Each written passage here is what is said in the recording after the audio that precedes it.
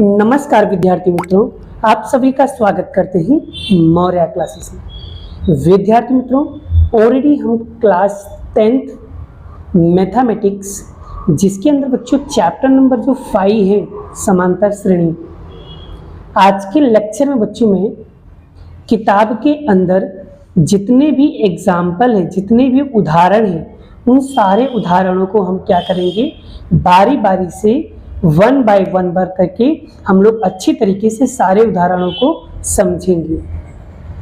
और साथ में बच्चों मैं आपको प्रैक्टिस के लिए उससे रिलेटेड कुछ क्वेश्चन भी दूंगा, जिससे आप वो क्वेश्चन को प्रैक्टिस कर सकते हो। ठीक है बच्चों, आई होप आपको यहाँ तक की बातें समझ में आ गई हैं। और अगर अभी तक आपने हमारे चैनल को सब्सक्राइब नहीं किया है तो सब्सक्राइब करके रखना। इससे एक बेनिफिट ये होगा बच्चों कि आपको मैं कोई भी वीडियो बनाऊंगा सबसे पहले नोटिफिकेशन आप सभी के पास आएगा।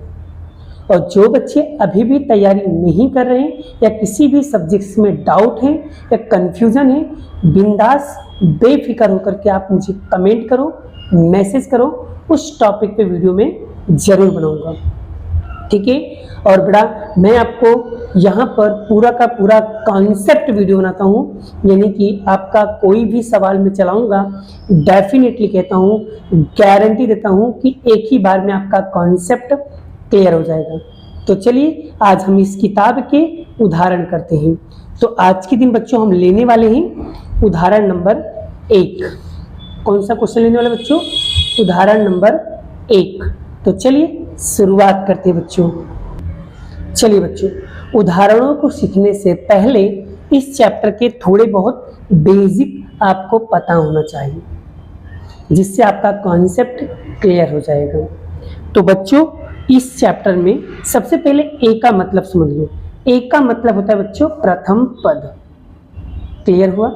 जिसमें हम पहला पद होता है वही हमारा ए होता है। डी को हम बोलते हैं बच्चों सार्वंतर। तो डी कैसे निकाला जाता है? तो डी का सूत्र है बच्चों डी बराबर A2 माइनस A1। ठीक है। आगे बात करते हैं बच्चों, जिस भी सवाल के अंदर आपको ये वर्ड दिखाई दे, जिस भी सवाल के अंदर बच्चों आपको ये वाला वर्ड दिखाई दे, वह पद आपको हमेशा बच्चों an वाला सूत्र लगाना है। कौन सा सूत्र लगाओगे? an वाला सूत्र लगाओगे, यानी an बराबर a प्लस n माइनस यहाँ पर आएगा d। ये वाला सूत्र आपको लगाना रहेगा। Clear concept? आगे मैं आपको कुछ नोट्स बता रहा हूँ बच्चों, ये नोट को आपको बहुत ही अच्छी तरीके से समझना है। जैसे कि तीसरा पद बराबर, तीसरा पद लिखा हुआ है तो उसका मतलब होता है A3। चौथा पद लिखा हुआ है तो उसका मतलब होता है A4। अब वहाँ 5वां पद लिखा हो, दूसरा पद लिखा हो, 10वां पद लिखा हो, 11वां पद लिखा हो, 17वां पद लिखा हो, कुछ भी लिखा हो, तो इसी तरीके से आपको लिखना है। तो बच्चों जब भी कभी A3 लिखोगे ना, तो A3 का जो शॉर्टकट फॉर्मूला होता है वो कैसे निकाला जाता है वो भी देख लो। जैसे A3 बराबर A का A लिखेंगे प्लस 3 है तो 1 कम करेंगे, कितना हो जाएगा 2, और यहाँ पर लिख देंगे D। अगर मान लो A4 बनाना है तो A4 का बनाना है सूत्र कैसे लिखेंगे? A प्लस 4 में से 1 कम करेंगे, यानी 3D। ये देखो बन गया। अगर मान लो A5 बनाना है तो इसका सूत्र क्या बनेगा? A प्लस 1 कम करेंगे क्या होगा? 4D।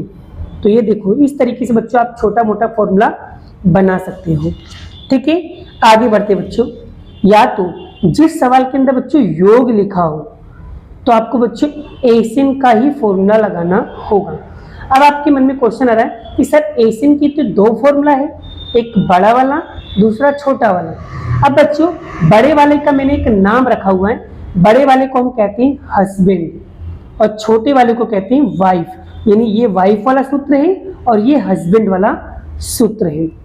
तो हस्बैंड वाला सूत्र कब लगाने का और वाइफ वाला सूत्र कब लगाने का? जब सवाल के अंदर बच्चों योग लिखा हो तो आपको ये वाला सूत्र लगाना है। तो ऐसे दोनों में से कोई भी लगा सकते हो बच्चों, आपका उत्तर आएगा।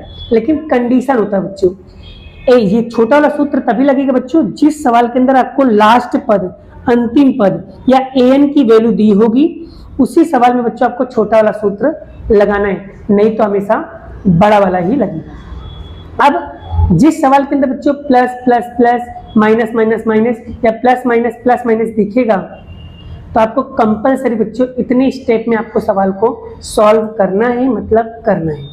जैसे स्टेप 1 में आपको ए और डी निकालना है, स्टेप 2 में आपको बच्चों ए एन का ही सूत्र लगाना है।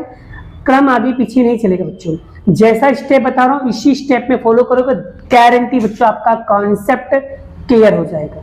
तो पहला स्टेप ये है, दूसरा स्टेप ये है, और तीसरा स्टेप में हमेशा वाइफ वाला सूत्र लगाने का एसएन वाला फॉर्मूला ही लगाना है। बच्चों एन का मतलब होता है एल, एल मतलब लास्ट टर्म, अंतिम पद भी होता है। क्लियर हुआ बच्चों? चलिए एक एग्जाम्पल कराते हैं और उसी एग्जाम्पल से सवालों को सीखेंगे। तो सबसे पहले लेने वाले बच्चों हम एग्जाम्पल नंबर 1। चलिए तो यहां पर देखो उदाहरण नंबर 1 में क्या लिखा हुआ है। एपी बराबर माइनस का 3/2, 1/2, माइनस का 1/2, माइनस का 3/2 के लिए प्रथम पद ए है और सार बनता डी आपको निकालना है बच्चों। सॉरी बच्चों ये पॉइंट है, ठीक है, माइनस का नहीं।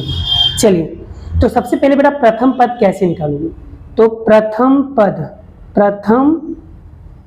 पद बराबर क्या होगा बच्चों ए, तो ए का आंसर क्या होगा पहला पद, तो पहला पद कितना दिया है 3/2 दिया है। क्लियर? अब बात करते हैं सार्व अंतर यानी डी, तो डी निकालने का फॉर्मूला क्या होता है बच्चों A2 माइनस A1। तो A2 किसको बोलते हैं बच्चों, इसको बोलते हैं, ये A1 है, ये A2 है, ये A3 है, ये A4 है। तो A2 कितना दिया बच्चों 1/2 माइनस A1 कितना दिया है 3/2। क्लियर हुआ? आगे बच्चों अब यहां पर ध्यान दो, ये 2 और 2 देखो, एक काम करो या तो क्रॉस मल्टीप्लाई कर लो या तो देखो तरीका बता रहा हूँ, देखो एकदम इजी तरीका बता रहा हूँ। 2 का गुणा बच्चों 1 में करो तो 2 1 कम 2, माइनस है तो माइनस, 2 का गुणा बच्चों 3 में करो तो यहाँ पर हो जाएगा 6, फिर 2 का गुणा 2 में करो हो जाएगा 4। अब बच्चों 2 में से 6 को माइनस जाएगा नहीं, तो 6 में से 2 माइनस करेंगे तो 4, बड़ी संख्या कौन सी माइनस, तो माइनस, और 4 का 4। अब बच्चों यहाँ पर 4 से 4 कट जाएगा तो उत्तर आएगा माइनस का 1।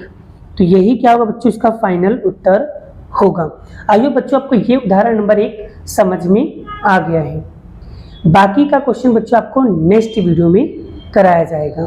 तो बच्चों लेकिन इसके साथ में एक कुछ क्वेश्चन दे रहा हूं आपको प्रैक्टिस करने के लिए, आपको ईमानदारी से बच्चों क्वेश्चन को प्रैक्टिस करना है। तो यहां पर देखिए बच्चों 5.1 का क्वेश्चन नंबर 3, ये वाला क्वेश्चन देखिए। इसके अंदर बच्चों आपको एपी का प्रथम पद निकालना है यानी ए निकालना है, और सार्वंतर मतलब कि डी निकालना है।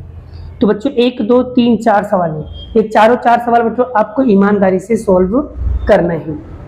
जिस तरीके से मैंने आपको एक्सप्लेन किया है डिट्टो उसी तरीके से बच्चों आपको प्रैक्टिस करना है। क्लियर हो गया कॉन्सेप्ट? ठीक है, मिलते हैं ऐसी नेक्स्ट वीडियो में। चलिए अभी के लिए इतना ही, बाय बाय, जय श्री कृष्ण, राधे कृष्ण की जय, जय माता दी दोस्तों।